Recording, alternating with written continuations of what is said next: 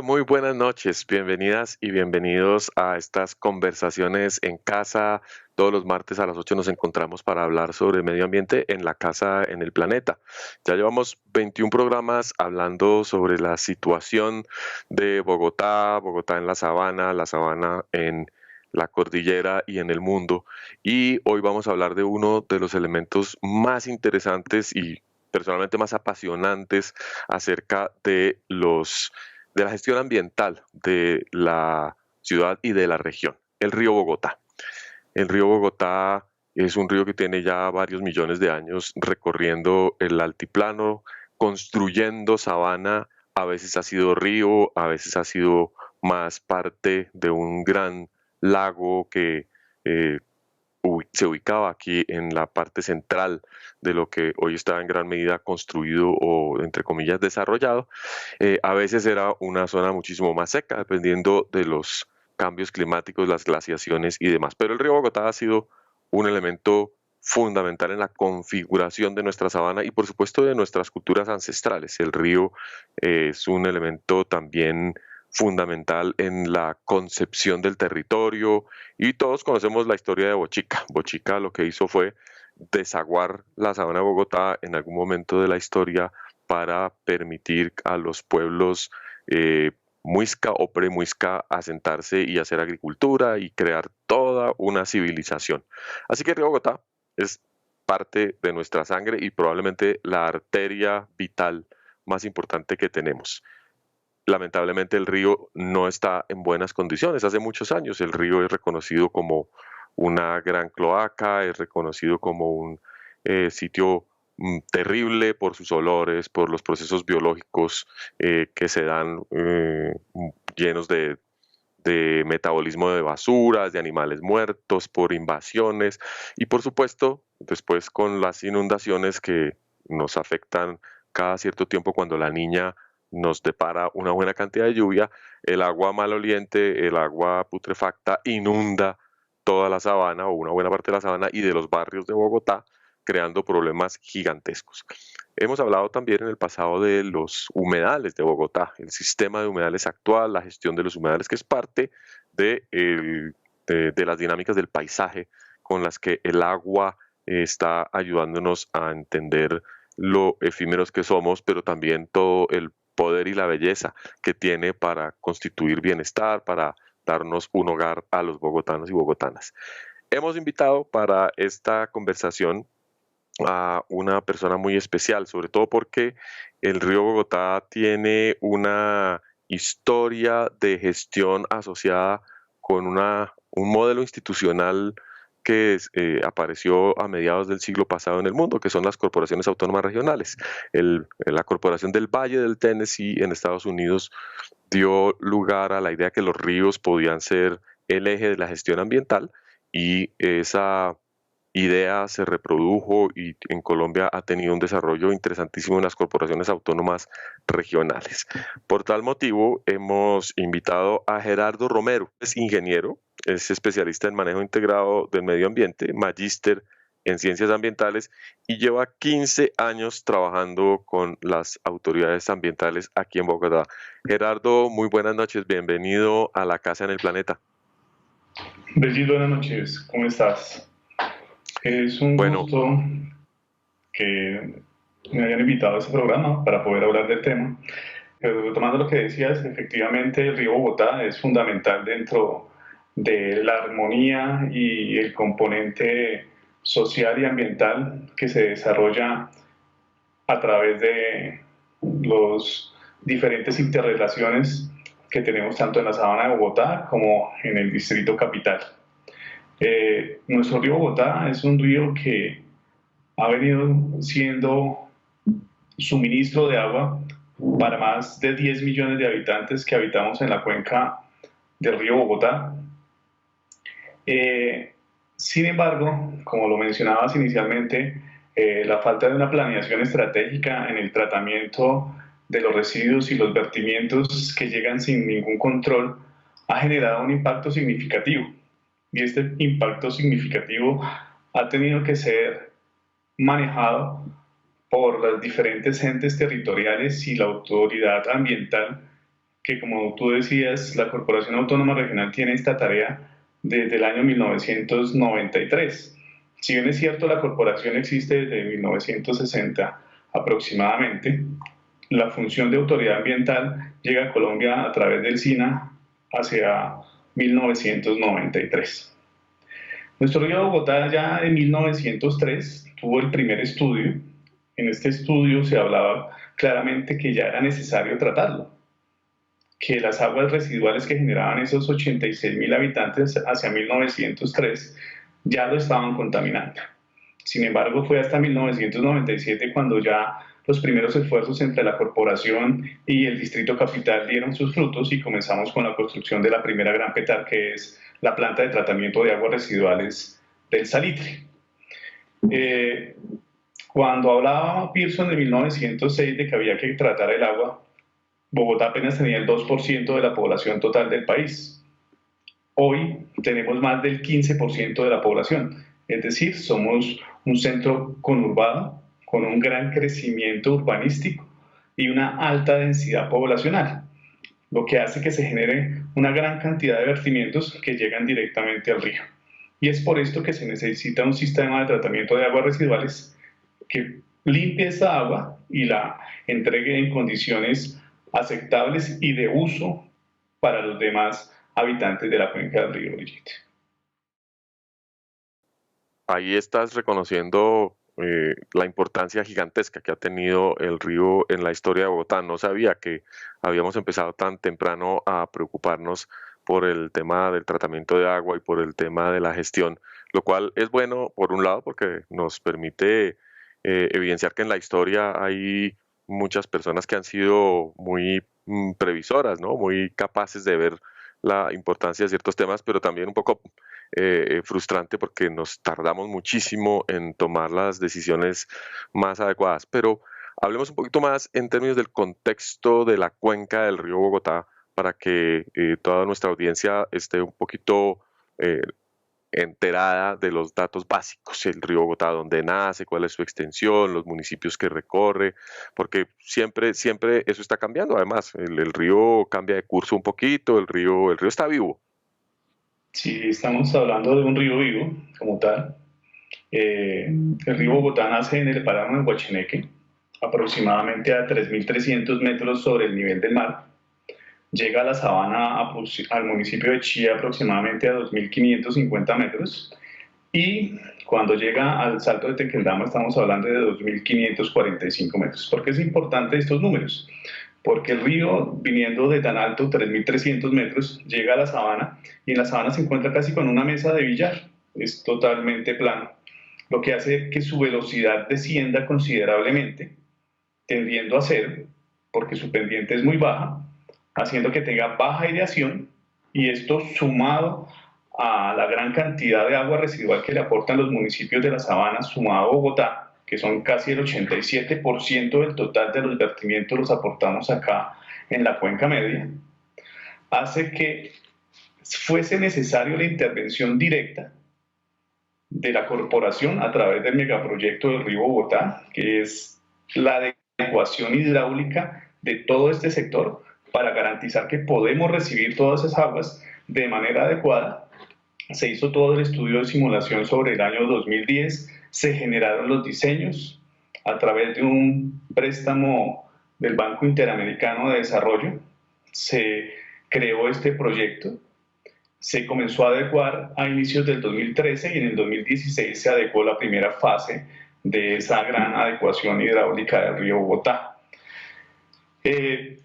Continúa el río y ya desemboca en el municipio de Ricaurte a 263 metros sobre el nivel del mar. En todo este trayecto recorre aproximadamente 380 kilómetros.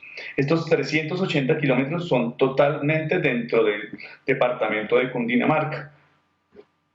Si bien es cierto, es un río con una pequeña longitud en comparación al Magdalena o el Cauca, dentro de su desplazamiento se está generando el 25% del Producto Interno Bruto del país y estamos cobijando a más de 10.3 millones de habitantes, más del 22% de la población total del país. Estas cifras son muy importantes para que entendamos la importancia que tiene el río.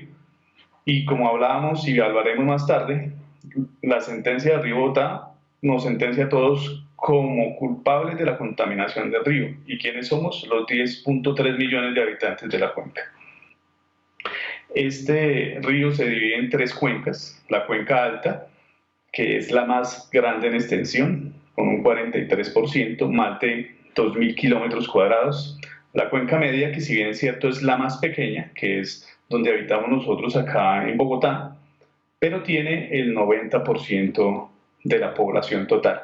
Por eso decimos que tiene tan densificada la población y es sumamente alto el impacto que genera. Y la cuenca baja, que en sí es la más afectada, pues tanto la cuenca alta como la cuenca media suministra la contaminación al río y les llega a ellos después, impidiendo que puedan potabilizar el agua del río para su uso en consumo humano. Realmente lo que vemos es casi que dos ríos muy distintos.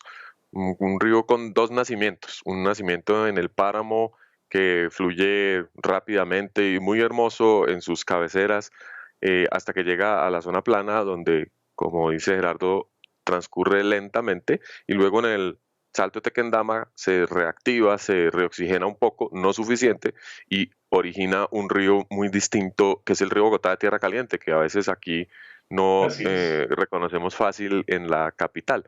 Existe una teoría para nuestros televidentes curiosos, que se llama la teoría del continuo fluvial, que explica esa dinámica de los ríos en el mundo, y a partir de ahí trata de recomendar formas de manejo y formas de adaptarse a esa ecología fluvial que nos presenta el territorio. En ese proceso de transformación del río aparecen muchos elementos biológicos asociados y también muchos elementos culturales. Un poquito la historia del río, obviamente, como decíamos al principio, fue un elemento central para la civilización muisca. El río Bogotá era el río Bacatá. Probablemente yo no conozco tanto de la lengua muisca. Aquí estuvimos con los cabildos neomuiscas hace un tiempo, y ellos reclamaban, digamos, esa necesidad de atender y reconocer al río como el elemento central de toda la civilización. Em, y al mismo tiempo, con el tiempo fuimos viendo que el río fue desapareciendo de la visión de ciudad que tuvimos, y como que crecimos, como decimos siempre, de espalda al río, lo convertimos en la cloaca. Y luego, en un momento muy particular, y eso es, creo que llamativo, empezamos a traer agua para beber de la cuenca del Orinoco y la empezamos a incorporar a través del río Bogotá en la cuenca del Magdalena. Eso es un trasvase, es un elemento de ingeniería ambiental y ecológica que se desarrolla en muchas partes del mundo, y que cambia un poquito el metabolismo. El río Bogotá tiene mucha fauna, además, Gerardo, tiene mucha flora, genera muchos espacios naturales. ¿Qué tanto eso ha estado presente en la historia del río durante el siglo XX? Sí, realmente quiero resaltar lo que usted dice sobre el tema del trasvase de cuenca. Es muy importante que los bogotanos lo entendamos. Al traer agua de un trasvase de cuenca en tan grandes cantidades, el cauce natural del río Bogotá era insuficiente para poder recibir todos los vertimientos que después de su uso hacen todos los bogotanos. Entonces viene un río con su cauce natural y recibe más de 15 metros cúbicos por segundo de ese trasvase de cuenca. Lo que hace es que genera inundaciones repetidas en varias temporadas del año. Era por eso necesario hacer la adecuación hidráulica que hicimos del río.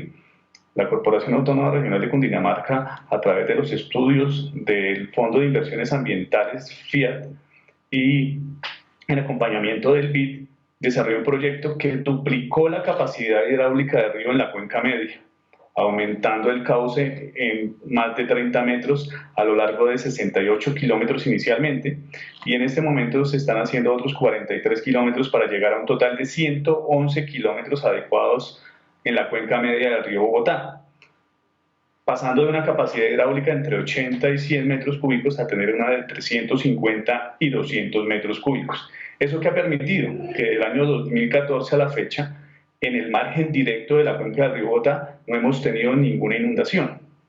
Y en los mismos planos del IDIGER, que se ajustaron después de esta adecuación hidráulica, los predios que tenían niveles de inundación tipo 1 y tipo 2 se disminuyeron en la cuenca media en un 80%. ¿Esto qué significa? Que hemos hecho un gran proyecto de adaptación al cambio climático que nos ha permitido recibir niveles muy altos de agua que en otras condiciones generarían impactos e inundaciones como las que tuvimos en el 2010 y en el 2011. Asimismo, dentro de esa adecuación se crearon zonas multifuncionales. ¿Qué son esas zonas multifuncionales? Fueron áreas por más de 2 millones de metros cuadrados que adquirió la corporación, en donde se genera un ecosistema muy similar a lo que conocemos como humedales, donde todas las especies de la sabana pueden llegar y servir como indicador de que la adecuación que hemos hecho realmente ha funcionado para generar ese tejido ecosistémico que necesitan la flora y la fauna para revivir. Y esto ya lo podemos ver a lo largo de la cuenca media y esos 111 kilómetros que estamos adecuando en su totalidad. Eso es interesantísimo porque yo no sé si somos conscientes a veces de que nos tenemos que reinventar el mundo por causas inherentes al crecimiento poblacional, a nuestra manera de hacer las cosas, y tenemos que reflexionar y constantemente adaptarnos a nuestras propias condiciones de vida. El río Bogotá recibe, como dice Gerardo, un afluente del Orinoco que no existía hace 200 años, y es toda esta agua que proviene de Chingaza y del sistema de acueducto. Y en ese sentido, entonces, tenemos que ajustar el paisaje completo de la cuenca para que los seres humanos podamos convivir en unas circunstancias distintas a las que históricamente estamos acostumbrados. Yo veo a Gerardo de cierta manera como un heredero de la ingeniería prehispánica, porque fueron los muiscas los que transformaron la sabana de Bogotá construyendo sus sistemas de camellones y de vallados y modificando todas las bocas de los pequeños afluentes del Tunjuelito, del Juan Amarillo, del Salitre, todos los riachuelos que bajaban de los cerros orientales y que generaban pequeños deltas dentro del río Bogotá, y obviamente de acuerdo con las fluctuaciones climáticas que en ese momento no estaban reguladas. Bueno, las fluctuaciones nunca han estado reguladas, pero no estaban afectadas por el calentamiento climático, generaban una dinámica que hacía funcionar la agricultura y el modo civilizatorio de los muisca. De esa manera ellos producían toda su comida y, y crearon un paisaje. Los muisca también crearon un paisaje que fue el que encontraron los españoles en el año 1536. Gerardo, ¿cómo se siente usted como ingeniero de hidráulico de la sabana de Bogotá? ¿Sí siente ese parentesco con los ancestros muisca? Pues realmente lo que nosotros estamos haciendo acá y el conocimiento de lo que usted nos dice realmente nos permite conocer la dinámica que se ha desarrollado a lo largo de este sistema que antes era un sistema de humedales que llenaba toda la sabana, que se ha ido construyendo lentamente y rellenando mucha parte de esos humedales existentes, cambiando el cauce del río en algunas partes.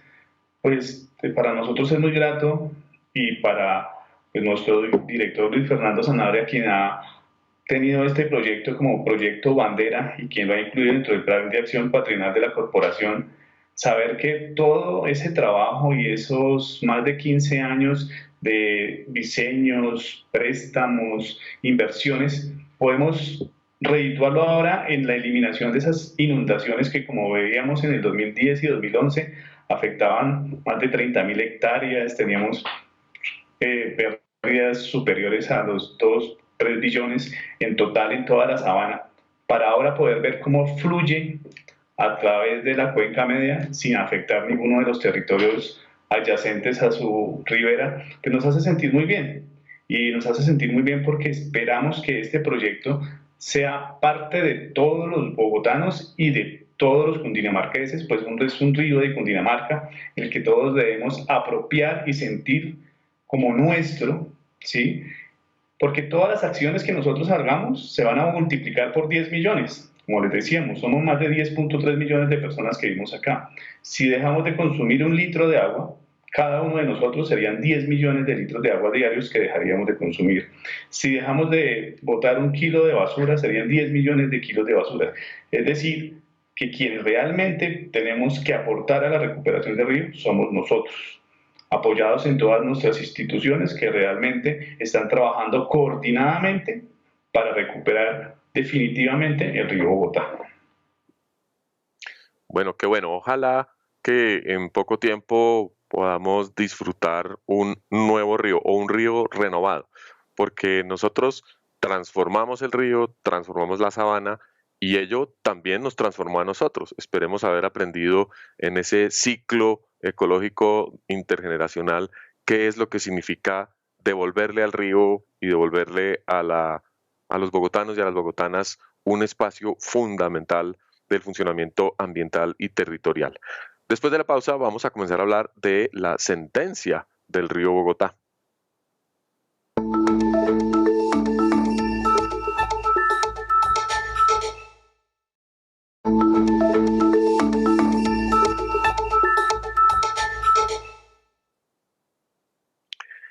Bienvenidos de nuevo a La Casa en el Planeta. Hoy conversando acerca del río Bogotá, un elemento estructurante del territorio, de la cultura y en el cual depositamos muchísimas esperanzas para tener un modelo de ciudad más sostenible, más amable y con mucho más bienestar.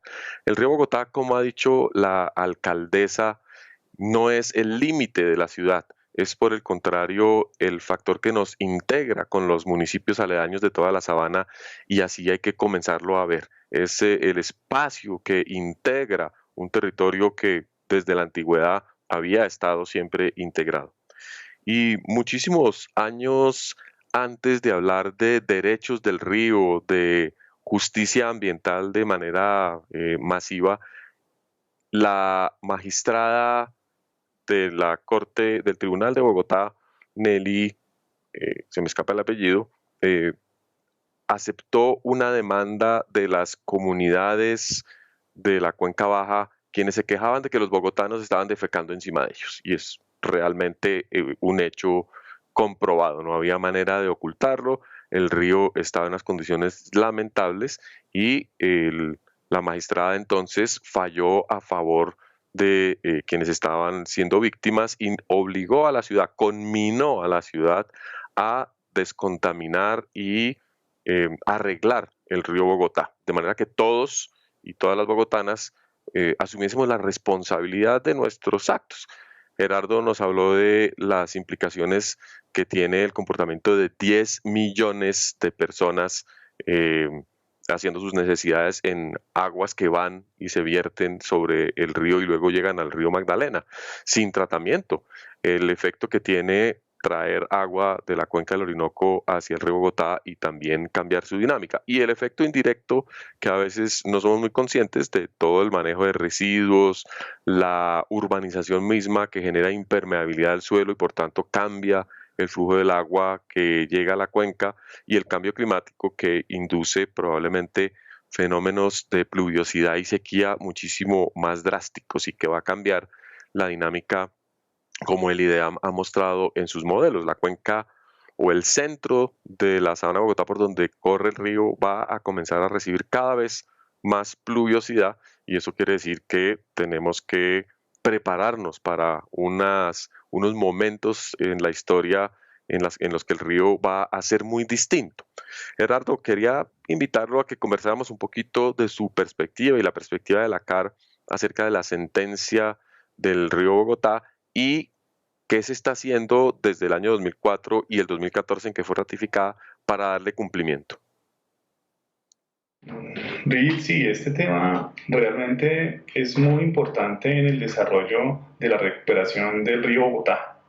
Como usted lo dice, esta sentencia nace a raíz de la participación ciudadana, personas que se ven afectadas por la contaminación del río en la cuenca baja, en el municipio de Cibaté, donde está ubicado el embalse del Muña, embalse que en otros tiempos era un sitio de diversión, de navegación, se contamina con aguas del río Bogotá, la gente se siente afectada y a través de los mecanismos de participación ciudadana, la acción popular llega a los tribunales y la doctora Nelly Yolanda Villamizar falla a favor, pero a favor de el medio ambiente, porque como lo decíamos anteriormente, estamos condenados todos por contaminación directa y más de 72 entidades de carácter nacional, regional y municipal por la omisión de sus funciones en el manejo de las aguas residuales.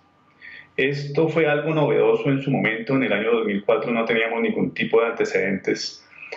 Se va a segunda instancia y en el 2014 es ratificada. Sin embargo, la corporación, el distrito no se quedaron quietos y hacia 2007 hicimos un convenio en el cual se unieron fuerzas para comenzar a desarrollar los primeros estudios de cómo se iba a recuperar el río. Cuando ya llega en segunda instancia en el 2014, como yo le decía, ya la Corporación Autónoma Regional había solicitado un crédito ante el Banco Interamericano de Desarrollo, el cual pagó los diseños, los estudios de toda la adecuación hidráulica de la cuenca media del río.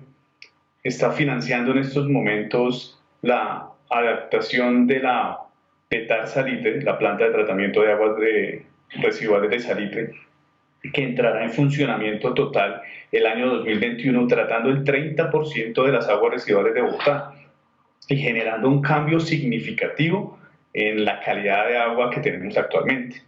Asimismo, hacia el año 2018 se une nuevamente el distrito, la empresa de acueducto, la Corporación Autónoma Regional de Cundinamarca y la Gobernación para generar una cofinanciación de 4.5 billones de pesos para la construcción de la PETAR Canoas, planta de tratamiento de aguas residuales que tratará el 70% restante de las aguas residuales de Bogotá y Soacha. Todas estas obras y toda esta inversión y todo este trabajo coordinado nacen de esas obligaciones que tenemos dentro de la sentencia del río.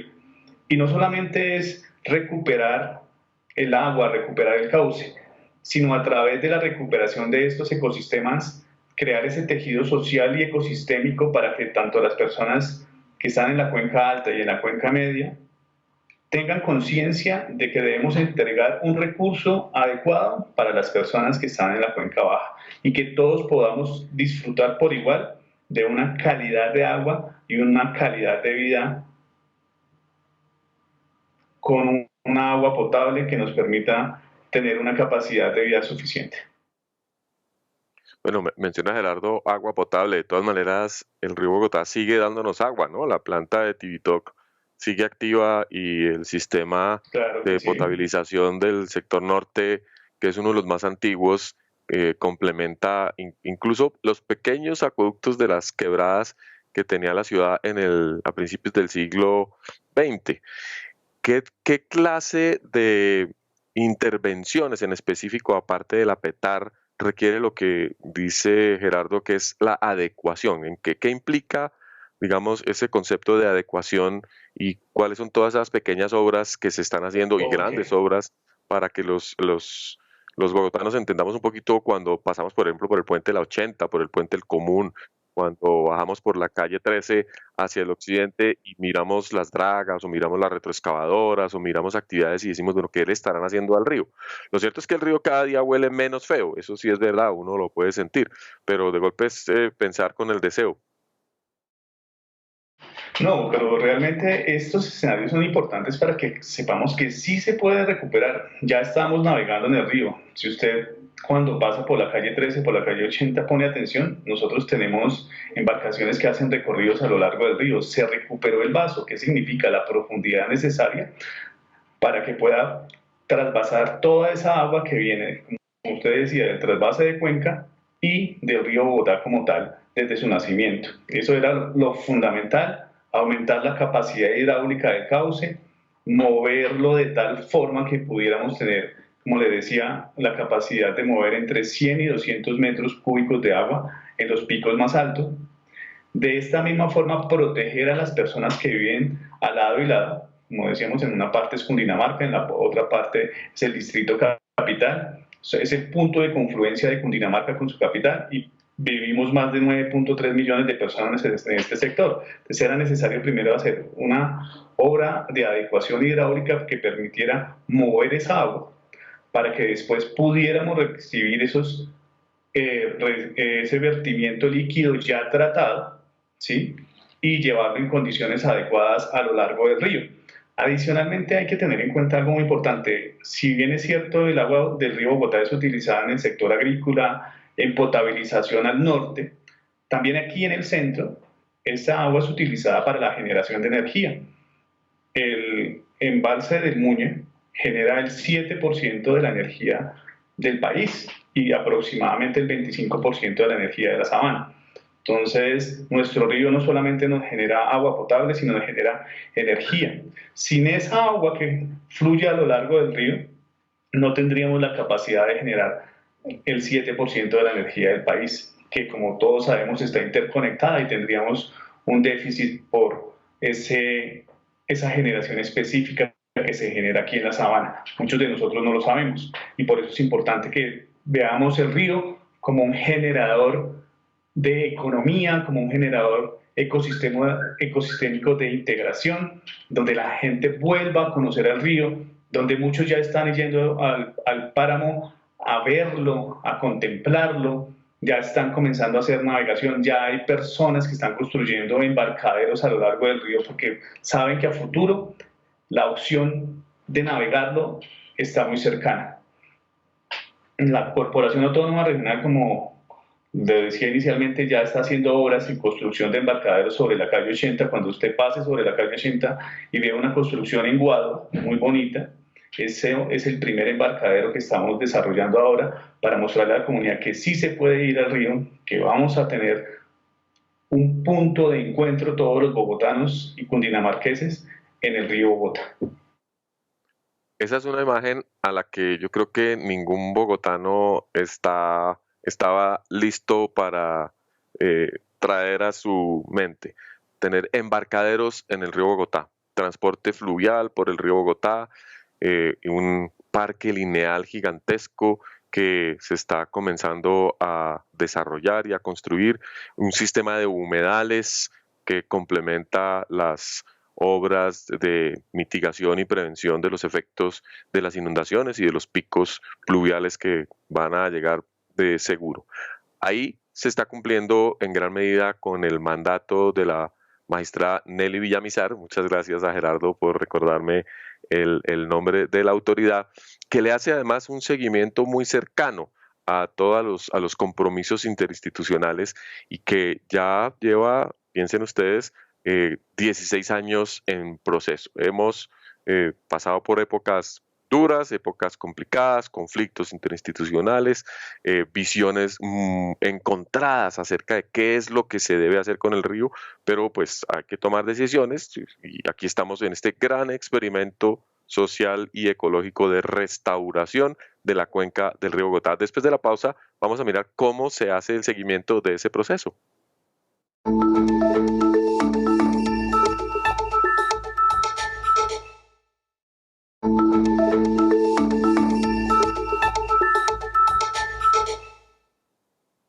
Conversando con Gerardo acerca de la adecuación de la cuenca del río Bogotá, el cumplimiento de la sentencia que obliga a los bogotanos a hacerse responsables de los efectos que la vida en este altiplano traen, el consumo del agua, la disposición de nuestros residuos, el manejo de las inundaciones, la impermeabilización causada por la urbanización. En esa sentencia hay unas obligaciones muy específicas para lograr que los habitantes, no solo de Bogotá, sino sobre todo de la Cuenca Baja, dejen de recibir efectos negativos. ¿Cómo se le hace seguimiento y cómo se cumple con la sentencia en este momento, Gerardo? Bueno, este tema también es muy relevante para que todos los bogotanos podamos hacerle seguimiento a ese cumplimiento. Existe toda una página ORARBO, que es el Observatorio Ambiental del Río Bogotá, donde todos los ciudadanos pueden entrar y ver todas las acciones que hacemos las entidades dentro de las obligaciones que ya tenemos. Una de las principales obligaciones que teníamos es integrar la sentencia dentro los planes de ordenamiento territorial que son concertados con la Corporación Autónoma Regional de Cundinamarca. Esta acción se viene desarrollando, todos los planes de ordenamiento deben ser actualizados e incluidas las obligaciones que está en la sentencia dentro de este instrumento de planeación. ¿Esto qué permite? Que si yo tengo mi plan de ordenamiento territorial concatenado entre todos los 46 municipios, el Distrito Capital, la Gobernación y la CAR, mirando hacia un solo objetivo, que es la recuperación del río, pues esa planeación va a ser estratégica y no va a chocar entre uno y otro ente de control o ente territorial, porque vamos a tener una sola visión. Esa es una de las obligaciones, actualizar ese plan de ordenamiento e incluir todas esas obligaciones. Hay muchas más, pero todas dirigidas a que esos programas de planeación de manejo de saneamiento de vertimientos conocidos como PSMVs, que son los programas y la planeación estratégica que hacen los municipios de cómo van a manejar sus vertimientos, cómo van a crecer. Todo tiene que estar concatenado con la sentencia del Río Bogotá, con los planes de ordenamiento, con los PONCA o el PONCA del Río Bogotá que la Corporación Autónoma Regional de Cundinamarca lo profirió el año pasado. Entonces, todos estos instrumentos están dirigidos a cumplir la descontaminación del río como tal. Hay otras obligaciones de seguimiento donde se crea el Comité Estratégico de la Cuenca Hidrográfica del Río Bogotá, el SEICH, que hacemos parte de las 72 entidades que fuimos condenadas por omisión de nuestras funciones. Entonces está el Ministerio de Ambiente, el Ministerio de Minas, el Ministerio de Educación, está la CAR, la Gobernación, los 46 municipios, el Distrito Capital, las empresas como Engesa. Todos los que hacemos parte de ese Comité Estratégico de la Cuenca Hidrográfica del Río Bogotá tenemos unas funciones específicas y unas obligaciones que debemos cumplir. Y asimismo se crea un comité de verificación que está liderado por la Procuraduría y por los veedores ciudadanos que están reconocidos dentro de la sentencia para que verifiquen que nosotros efectivamente estamos cumpliendo con dichas obligaciones. En un informe del 2017 de la Procuraduría califica cómo ha ido avanzando cada uno de estos entes territoriales su cumplimiento y la misma corporación. Y la corporación, la gobernación están por encima del 85% del cumplimiento de estas metas. Es decir, estamos avanzando, estamos haciendo trabajo interinstitucional. Muchos dicen, bueno, pero la calidad del agua no cambia. Lo que sucede es que primero hay que hacer todo el ordenamiento de la casa para que finalmente la construcción de todas esas plantas de tratamiento y el cambio del chip de todos los ciudadanos permitan que el río se recupere. ¿Por qué ese cambio del chip? Porque cuando nosotros hacemos limpieza del río, hace muy poco un medio de comunicación mostró cómo en el río sacamos televisores, neveras, computadores, vehículos, sofás, o sea, podemos equipar toda una casa con todos los elementos que sacamos del río, incluido su vehículo, para poderse movilizar. O sea, no hay conciencia, no pensamos que el río no nos sirve y que los demás no lo utilizan. En ese orden de ideas, si no cambiamos ese pensamiento, si no tenemos una crítica constructiva de nuestro actuar, pues todos los esfuerzos van a ser en vano. Sin embargo, pues con todo este tipo de espacios que ustedes nos dan y que otros medios le han dado a la corporación y a los municipios, estamos creando cultura, que es lo que hay que hacer para recuperar nuestro ecosistema y nuestro río Bogotá. Muy importante la mención que hace Gerardo de la conciencia ciudadana. Definitivamente podemos gastar miles de millones de pesos que vienen de los impuestos, porque los créditos internacionales hay que pagarlos, los estudios hay que pagarlos, las obras de infraestructura hay que pagarlos, vienen de impuestos que si nosotros no estuviésemos llenando de basura el agua, podrían ser utilizados en mejoramiento de otros tipos de infraestructura o siendo utilizados para abordar el mejoramiento, por ejemplo, de los programas de educación. Aquí hablamos de educación ambiental hace un par de semanas, señalando lo difícil que es transformar la cultura ciudadana. Ojalá que la perspectiva de tener un río navegable, un río amable, amigable y un ecosistema fluvial que nos demuestre que podemos vivir de otra manera, impulse a la reflexión a todas las bogotanas y a todos los bogotanos. Yo creo que hay una labor que tenemos que hacer continua y una labor de sembrar esperanza en los niños que hoy en día están en la escuela, que están viviendo la pandemia, que están diciendo, no, este mundo se va a acabar. Pues no, yo creo que no se va a acabar, por lo menos no de esa manera, se puede acabar de otras, como dice el rector de la Universidad de los Andes en su último libro. Existen otros fines de mundo son posibles y quisiéramos acabar con el mundo de la insostenibilidad. La gobernanza es algo que está mencionando Gerardo. Realmente tener un consejo de cuenca para el río Bogotá implica un ejercicio gigantesco de voluntades, de poner de acuerdo muchísimas personas.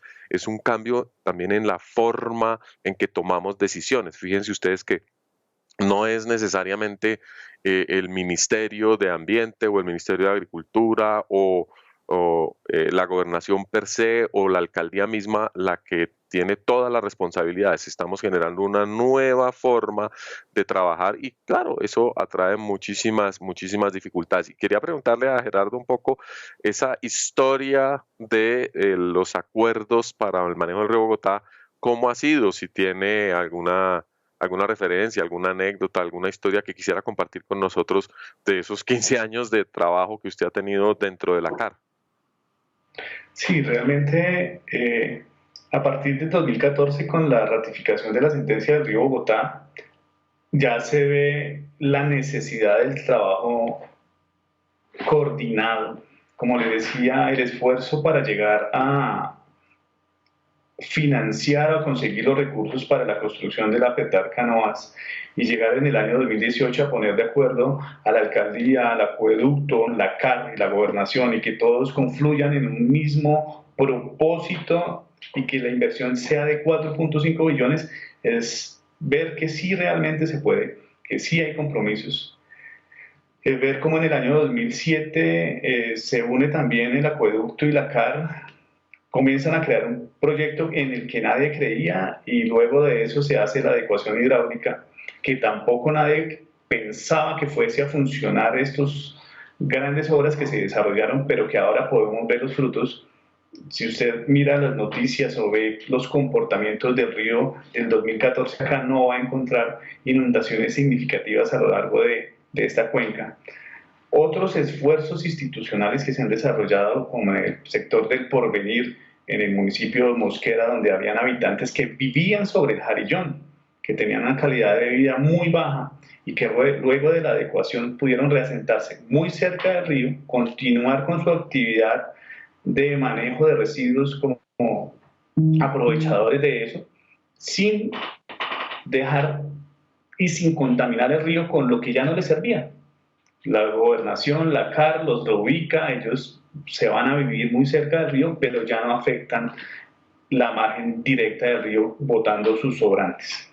Asimismo, con la creación de ese parque lineal que hablábamos, que inicialmente era de 68 kilómetros y que ahora son los 380 kilómetros que queremos tener desde el nacimiento en el páramo Huachineque hasta su desembocadura, lo podemos ver cuando usted pase el río por cualquiera de sus partes, mire hacia la parte derecha o hacia la parte izquierda y va a ver que ya hay una alameda que no está dentro de la ronda, sino adyacente dentro del parque lineal, donde usted puede ir desde Soacha hasta Chía en bicicleta, ¿sí? Todas estas cosas nos han permitido realmente cambiar y mostrar que sí podemos llegar a tener resultados efectivos y que la coordinación interinstitucional, al río ha ido el comité estratégico, la magistrada cada 3, 4 meses nos está haciendo vigilancia a través de la Procuraduría y nos está citando al tribunal a que mostremos resultados. Y realmente se han mostrado que efectivamente falta mucho en conciencia, sí, pero en ganas las tenemos todas. Yo creo que la visión del río a futuro tiene que cambiar. Estamos ya empezando a ver que se da fruto a la inversión que se ha hecho a estos esfuerzos tan complejos y la invitación siempre es a debatir cuando haya desacuerdos en relación con las formas en que se está interviniendo la cuenca, porque es un experimento social y ecológico. Insisto, no siempre tenemos las certezas completas y tal vez ahí es donde hay que apelar a conversaciones extendidas, a consultar los datos, además a ir a la página que Gerardo nos muestra y a entender qué es lo que está pasando y lo que podemos hacer. Hay ONGs que están reforestando la cuenca alta del río de manera voluntaria hace mucho tiempo, personas con una mística increíble que están luchando por la integralidad en la gestión del río, y eso tiene que llevarnos a buen puerto. Yo quiero concluir esta conversación invitándolos a ver un video que nos comparte Gerardo sobre los temas de control y vigilancia, porque en alguna oportunidad, por ejemplo, yo crucé el puente, perdón, de el aeropuerto hacia el municipio de Funza, y había una vaca muerta y una gran cantidad de gallinazos comiéndose la carne, y los gallinazos subían en espiral y bloquearon los vuelos del aeropuerto durante un buen rato, hasta que una emergencia producida por un acto tan pequeño pudo ser controlada. Miren los millones de pesos que seguramente se perdieron por ese retraso en los vuelos causados por un detalle así pequeñito. Así que los dejo con el video y volvemos para despedir a nuestro invitado hoy en la Casa en el Planeta.